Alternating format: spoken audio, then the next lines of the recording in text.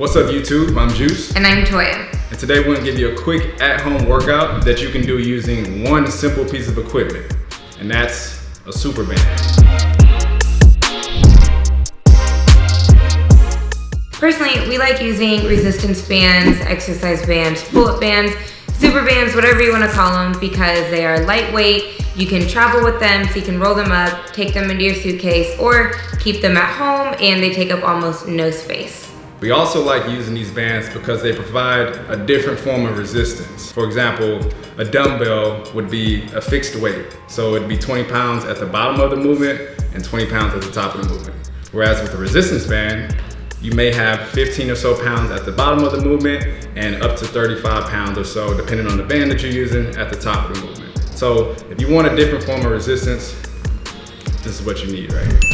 Another plus of these bands is that they're very inexpensive. So depending on the weight of the resistance that you buy, the bands can be anywhere from maybe $10 to $20, $25. So I've got a 1/2 inch band, which cost me about $12. And this is about a 3/4 inch band that'll cost you anywhere between $15 and $20. So if you're looking to add some resistance to your workouts, this is definitely an affordable way to do it.